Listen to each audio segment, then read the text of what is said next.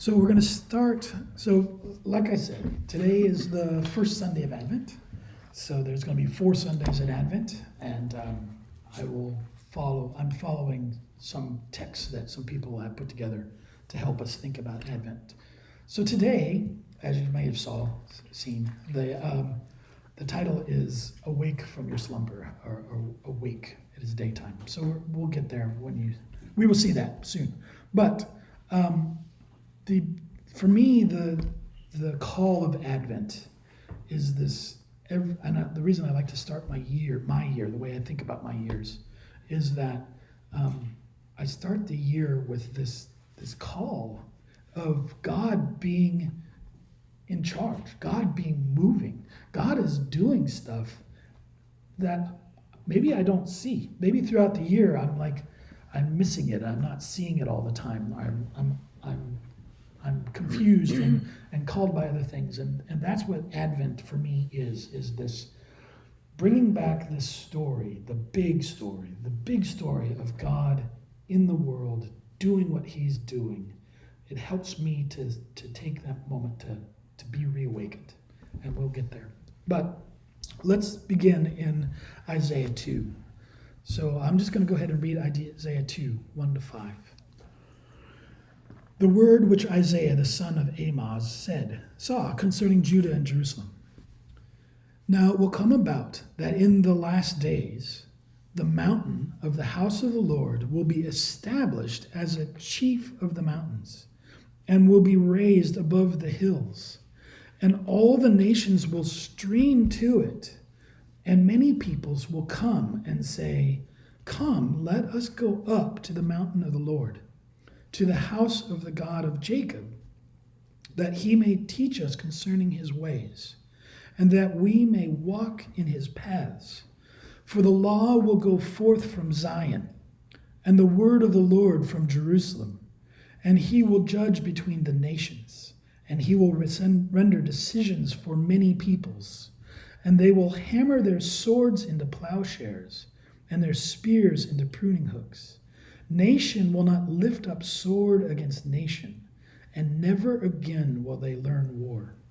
Come, house of Jacob, and let us walk in the light of the Lord." So this is obviously this prophetic vision of Jerusalem and Judah in the last days, the day of the Lord. I do want to note, however, that Jesus also claimed to be the fulfillment of this and all prophecy in the Old Testament. So there is a way to see this as fulfilled in Jesus' coming, death, and resurrection. But today we're looking at this as it is coming in the future. It can be both. It can be both about Jesus coming, and there's ways to see this, that it's about Jesus already has come. And there's also ways to see this as a prophecy of what is coming, what is going to come. Because there is stuff here that we just don't see now. We just don't see swords being beaten into plowshares. We don't see nations not lifting up sword against nation. We don't see people learn war. We also don't see what's in verse 3. Come and let us go up to the mountain of the Lord, the house of Jacob, that he may teach us concerning his ways. We don't see people concerned with his ways, not in the world as a whole. That's who we want to be. And we are looking forward to this day. This is a day that is sure. This is a day that is coming. God has promised this day that is coming when Zion, which is the hill that Jerusalem is on, when Zion is lifted up to be chief of mountains, and all the nations are going to stream to it because they want to serve and worship God. That day is coming, and we can be certain of that day. And we want to talk about what this means for us. Looking forward to that day, what does it mean for us today? So we're going to move on now to Psalm 122. So this will be a familiar psalm, I think. Psalm 122. I was glad when they said to me, "Let us go to the house of the Lord." Our feet are standing within your gates, O Jerusalem, Jerusalem that is built as a city that is compact together, to which the tribes go up, even the tribes of the Lord, an ordinance for Israel, to give thanks to the name of the Lord. For there thrones were set for judgment, the thrones of the house of David.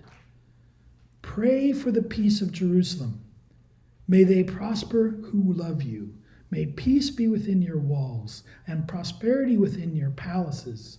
For the sake of my brothers and my friends, I will now say, may peace be within you.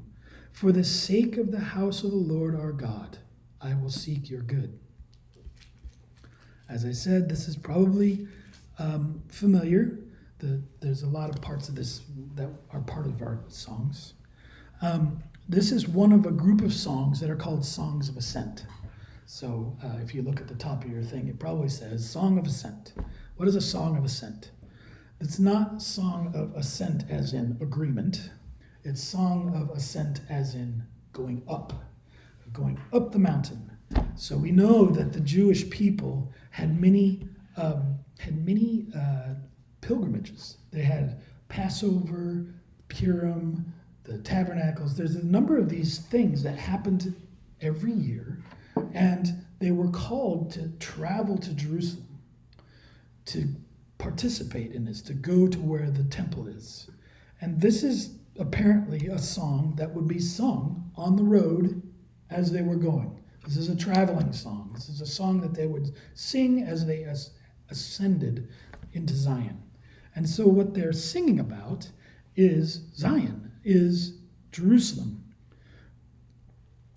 Verse 1 begins, I was glad when they said unto me, let us go to the house of the Lord. That is something that I think I can think about. Like every morning, every Sunday morning, I am glad to come to the house of the Lord. And yet this is a little bit different because they are actually traveling. They are taking weeks of travel to get to the temple. This is not just, getting to church in the morning. This is something that they had to plan for. They had to get provisions for. They had to be ready to go. This is a major undertaking, and they're glad to go to the house of the Lord. And then but we can see that this is actually what's pictured in Isaiah 2 that we just read about, right? The nations, the tribes of the Lord, as in verse 4 says, they're going to Zion. They're going to Jerusalem. This is a picture of what is in Isaiah 2. This is the song that might be sung by all those nations coming to Jerusalem one day, someday, right? So this is not isolated. This is not just some song. This is like looking forward to a day when Jerusalem, your gates are built and compact together. The tribes of the Lord, ordinance of Israel, give thanks to the name of the Lord. The thrones of set for judgment, right? All that stuff that was talked about in Isaiah. Why are they going? Verse 4, to give thanks to the name of the Lord. And why are they giving thanks? Well, verse 5 says, for their thrones were set for judgment. Or, as it is in Isaiah 2:3, let us go up to the mountain of the Lord, that he may teach us concerning his ways, for the law will go forth from Jerusalem. And in Isaiah 2:4, he will judge between the nations and will render decision for many people. So what we have here is the same thing. This is a song. This is celebrating what Isaiah 2 said was going to happen, is going to happen. People are going, wanting to know the ways of the Lord, to see it the law that comes out of Jerusalem, and to have him judge between the nations and render decision for the peoples. See, this song of ascent is a prayer of the people walking to Jerusalem in the past for the festivals, but it is also looking forward to the day of the Lord. And it is in this context that the song calls for those singing it on the road to pray for Jerusalem as part of the song. This is the place where it says, this is the one place where it says, pray for peace in Jerusalem. This is the reference. This is where it is. And the prayer is actually laid out for us. And doesn't it remind you of Isaiah 2 as well? May they prosper who love you. Who? May peace be within your wars. Sorry, that was a mispick. May peace be within your walls, not nations learning war anymore. Prosperity within your palaces. For the sake of my brothers and my friends, for Jews and tribes of the Lord, all those who come to the throne of God. But wait, for the sake, I will now say, may peace be with you for their sake. For the sake of my brothers, I say, may peace be within you. Again, peace within Jerusalem for the sake of the people who came to the city. And finally, for the sake of the house of the Lord our God, I will seek your good. So here is a call to pray for Jerusalem to be at peace. Yes. Why? For the people who live there? No. We pray for the people so that the Zion and Jerusalem would be the place it is meant to be, so that Jerusalem would be the place it will be in the day of the Lord, a place where the nations will stream. This is a prayer for the day of the Lord to come, for the sake of his glory and for the people, brothers and friends, who will come to it, for decisions for many people, for nations not to lift sword against another nation, for God to teach us concerning his ways. That is far from a prayer just for the welfare of the city of Jerusalem and the nation of Israel. It is a prayer that Jerusalem and Israel will actually play the role that they were given by God, to bless the nations with the knowledge of the God of Jacob. Let's keep going. What does Jesus say about this coming day, this day of the Lord? Now we're ready for the Matthew text. Matthew 24, 35 to 44. What did I have? 23, 36. Okay. It's 24, 35 to 44. I miswrote the 23 and 24, and I extended back to 35. So Matthew 24, 35 to 44. Here it is. Heaven and earth will pass away, but my words will not pass away. But of that day and hour no one knows, not even the angels of heaven, nor the Son, but the Father alone. For the coming of the Son of Man will be just like the days of Noah. For as in those days before the flood, they were eating and drinking, marrying and giving in marriage, until the day that Noah entered the ark. And they did not understand until the flood came and took them all away. So will the coming of the Son of Man be. Then there will be two men in the field. One will be taken and one will be left. Two men will be grinding at the mill. One will be taken and one will be left. Therefore, be on the alert, for you do not know which day your Lord is coming. But be sure of this, that if the head of the house had known at what time of night the thief was coming, he would have been on the alert and would not have allowed his house to be broken into. For this reason, you also must be ready, for the Son of Man is coming at an hour when you do not think he will. Heaven and earth will pass away? Is this a prophecy? Or is Jesus talking about his word not passing away, even if heaven and earth were to pass away? I tend towards the latter.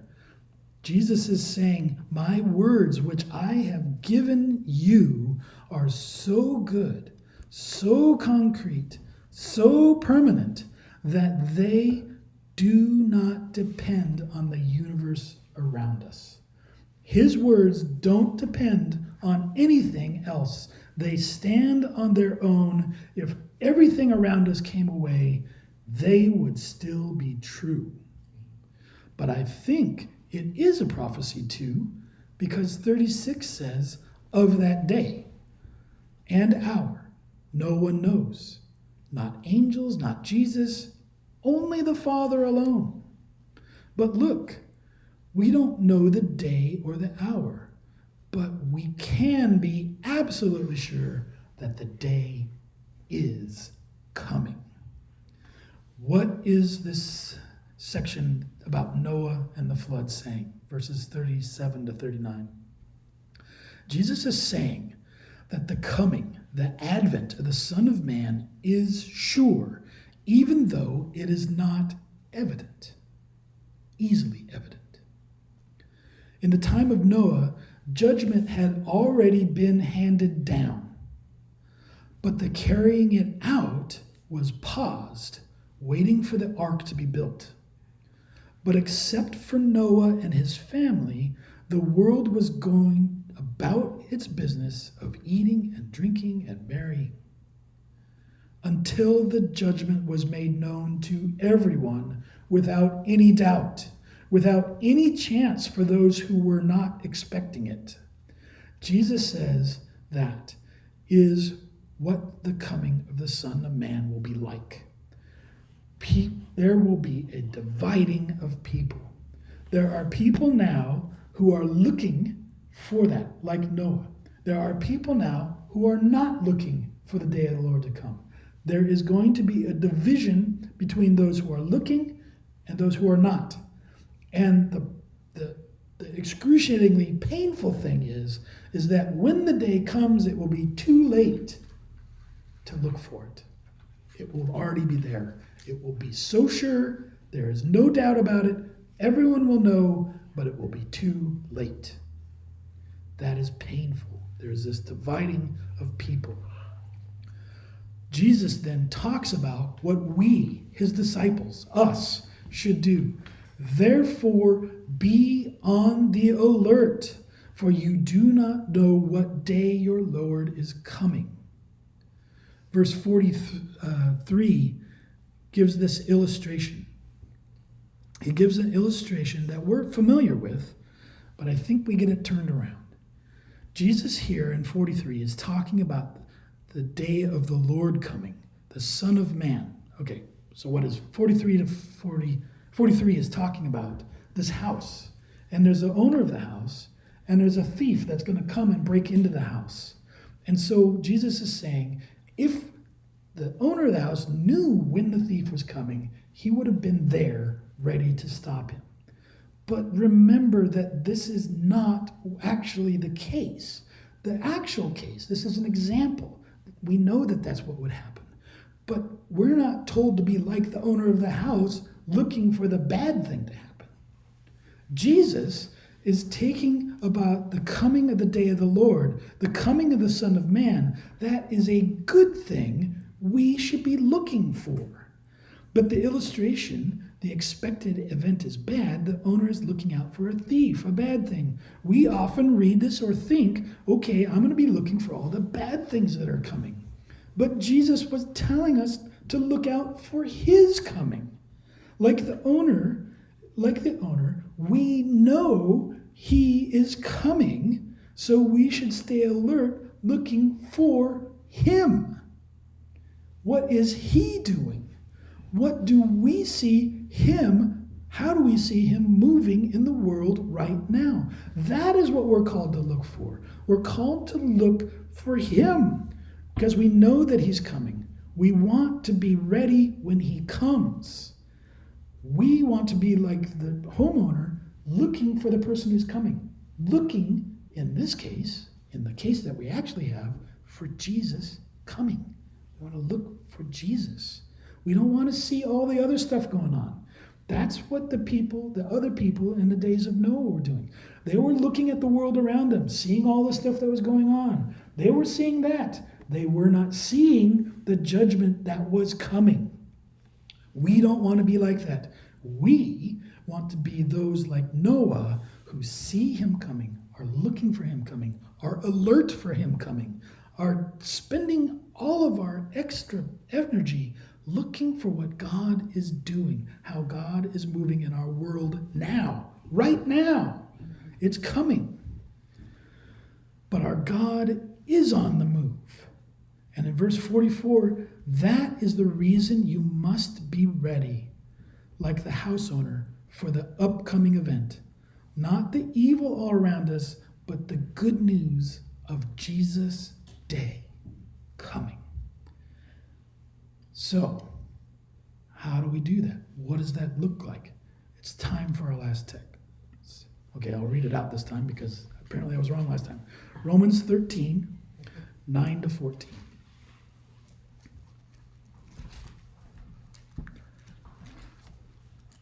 For this, you shall not commit adultery, you shall not murder, you shall not steal, you shall not covet. And if there is any other commandment, it is summed up in this saying, you shall love your neighbor as yourself. Love does no wrong to a neighbor. Therefore, love is the fulfillment of the law. Do this, knowing the time, that it is already the hour for you to awaken from sleep. For now salvation is nearer to us than when we first believed. The night is almost gone, and the day is near. Therefore, let us lay aside the deeds of darkness and put on the armor of light. Let us behave properly as in the day, not in carousing and drunkenness, not in sexual promiscuity and sensuality, not in strife and jealousy, but put on the Lord Jesus Christ and make no provision for the flesh in regard to its lusts. So a little bit of background here. Chapter 13 is often quoted by people whose people are currently in control of government. Well, they don't quote the whole of chapter 13, just verses 1 to 5. And really just verse 5, right? Verse 5. Therefore, it is necessary to be in subjection, not only because of wrath, but because of conscience's sake. That is often what we talk about. But what about when the other team's in charge? Okay, but that isn't the point for today, except to say it is the context of what Paul is talking about. Paul is talking about government. Paul now says, we just read, the government may call for things, and that is fine, but God calls for this. You shall not commit adultery, you shall not murder, you shall not steal, you shall not covet, you shall love your neighbor as yourself. Or, to use Jesus' language, my words say to do this, all that stuff in verse 9, and my word is permanent. Doesn't matter which people are in charge of the government. In fact, heaven and earth themselves could pass away and my word would still be in effect. Verse 10 is Jesus' word. Love does no wrong to a neighbor, therefore love is the fulfillment of the law. Then in verse 11, do this, love your neighbor, knowing the time. It is the time to awaken from sleep. It is the time, as Jesus said, to be alert. He is coming. Do what he says to do. The alternative is to be on autopilot, right? To just let the world pass by, to go on eating and drinking and marrying and giving in marriage without any thought at all to what God is in the process of doing right now. God is on the move. Do you know where he is moving? Have you been alert to his moving and not just the business of the world around us? The night is almost gone. The day is near. Salvation is nearer to us than when we first believed. So Paul here answers the question, how can we live like Jesus tells us to be alert like the homeowner? Paul says in verse 13, let us behave properly as in the day, as if the day was already here, because it is coming. No carousing, no drunkenness, no sexual promiscuity, no sensuality, no strife, no jealousy. Verse 14, do put on the Lord Jesus Christ. And then also it said in 12, it says, put on the armor of light. From Galatians, right? Those armor, the head, the helmet, the sword, the breastplate, the greaves, all that stuff. The armor of light.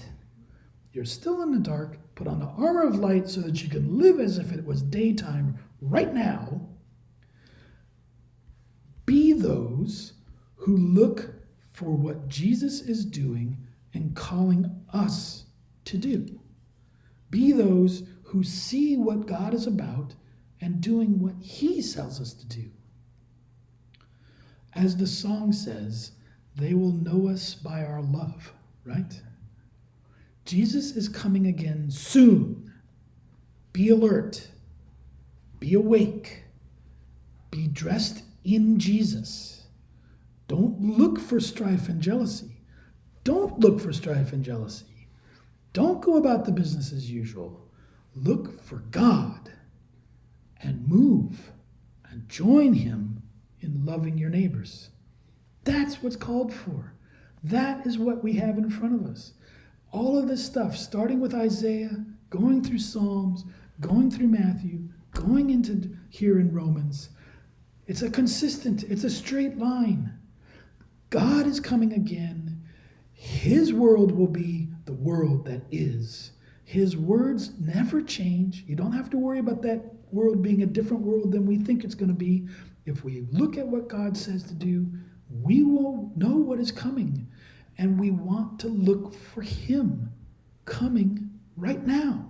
We want to look for him coming right now. And the way we do that is to live as if we were in the daytime right now. That is our call. That is how we love him. That is how we look for him. We don't look for the ways that there's people fighting against God. We look for what God is doing.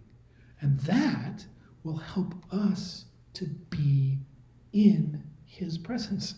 That will, if he is going that way, I want to go that way. If he's moving that way, I want to go that way. But I have to be looking for him to know where he's going. And that's what we're called to do. That is what it means to be alert. That is what it means to know that the time is coming soon. Paul said it was coming soon 2,000 years ago. And he says our salvation is nearer than when we believed. Well, how much closer is it now? How much closer is it now? It is so much closer. It is there. We can taste it. We can feel it. We want it to come. We want to live as if it was true now. That's how we are alert for its coming. We won't miss it if we're already doing it. So listen to Jesus. Listen to Jesus. Follow his word. It is the sure guide.